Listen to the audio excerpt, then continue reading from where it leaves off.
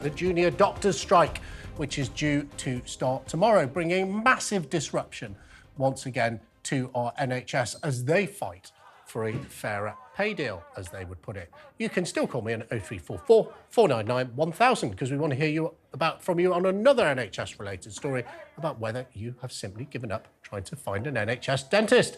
But joining me now is co-chair of Keep Our NHS Public, Dr John Puntis. Thank you so much for joining us here on the show. Doctors are going on strike tomorrow, called junior doctors, causing more disruption to the NHS. What are they striking about? What are their current demands that they are making of the NHS in terms of a fairer pay deal? Well, good morning, Jake. Their demands really remain unchanged. They want to have a significant pay rise. They talk about a 35% erosion of their pay since 2008 in real terms. They want some kind of agreement that their pay won't be eroded to anything like that extent in the future. And they want the pay review body to be independent of government when it makes recommendations over pay. And it's very sad, I think, for all of us that after 5 weeks of negotiations with the Department of Health, no agreement was reached over a pay offer. In fact, they were offered about 3% on top of the 6%. John, just to bring our views up to date, I think the initial request was a 19% pay rise. I think initially doctors are looking for. Part of that was the cost of living crisis. Part of it was a catch-up premiums. I think they branded it in relation to their inflationary erosion of pay. You say the government have come up after these negotiations with 3% offer. Whereabouts are junior doctors at the moment?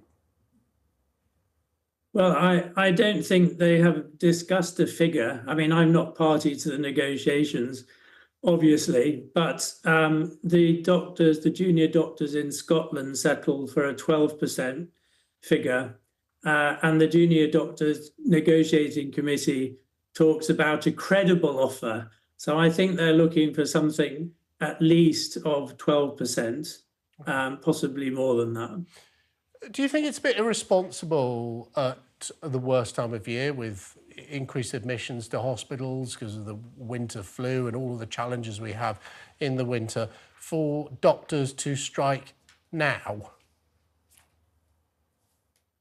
No, there's no good time in the NHS to strike. There's clearly a bad time, though, isn't there? But there is clear. I accept there's no good time with record waiting lists and all the challenges of the NHS recovering from the COVID pandemic. Even if there's no good time, there's clearly really bad times, and that's during the winter when hospitals are already dealing with the winter crisis or the winter increased admissions, and also over Christmas where services are reduced often in any event or the build-up to Christmas. Do you think it's irresponsible, or do you think they're doing the right thing? I don't think it's irresponsible. I think it's part of their bargaining position.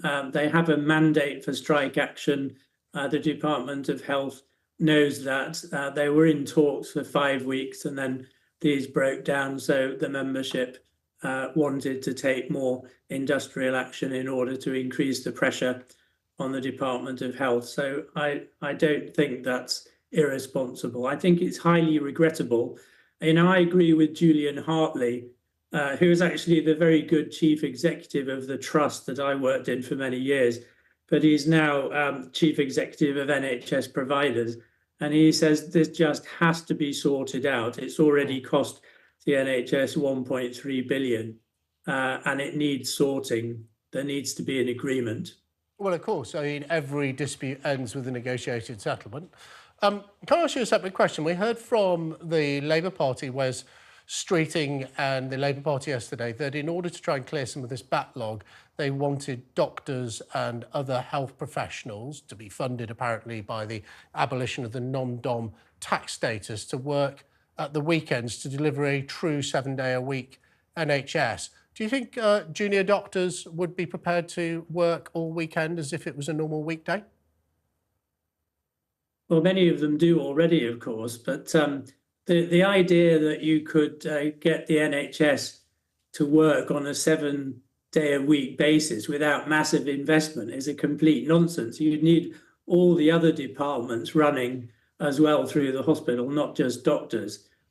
So yes, you could have 7-day working. You'd need a lot more staff and you'd need a lot more money. So it's pie in the sky for Labour to think that you could somehow pay a little bit more to doctors and that would sort 7-day working. It doesn't, it's not like that. Okay, that's really interesting. We talked about it here on the show yesterday. The other thing we're talking about, and I don't know if you've seen the reporting of it, is this concern that NHS dentistry is teetering on the brink, and we've heard some extraordinary figures, for example, in the Southwest saying, 91% plus of NHS dentistry lists are closed. People simply cannot find an NHS dentist. But we had a caller, Sharon, who is a dentist from Salford, who said one of the challenges was because money was being diverted locally by the NHS Trust to other NHS services, there was a sort of false cap put on the number of patients that she could take on. Are you aware of this sort of push me, pull me fight between dentistry and other services in the NHS about who gets priority for funding? Only in the sense of very recently, the integrated care systems have become responsible for commissioning dentistry, and they have a pot of money and they have to decide what their priorities are.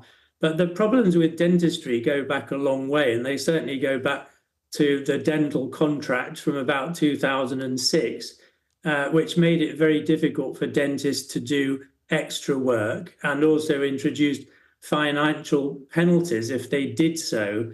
And this actually has pushed a lot of dentists into the private sector. So we now have a situation where the majority of dental treatment done in this country is done privately. And I think, unfortunately, the dentistry was a founding pillar of the NHS and made a huge difference to oral health. All that is now being lost. Unfortunately, in many ways, what's happened to dentistry is a kind of model for what's happening in the rest of the NHS, with financial constraints, lack of long-term planning, driving involvement of the private sector, and it's disastrous. John, could the NHS ever have enough money? Is there any amount of money that the British taxpayer could put into the NHS to make it dentistry, yes, I think it's to make it all work? Could it ever have enough money? What sort of increase in funding does it need then? Indeed. Well, if you look at comparable European countries like France and Germany, you would be looking at something like an extra 40 billion each year on the NHS budget to bring us up to their level. The NHS has been badly underfunded. Forget that we've given it more money than ever before. That's meaningless unless you look at demand, the changing population, the growing population. Then you actually find that the NHS has had a reduction in funding in terms of the demands being placed on it.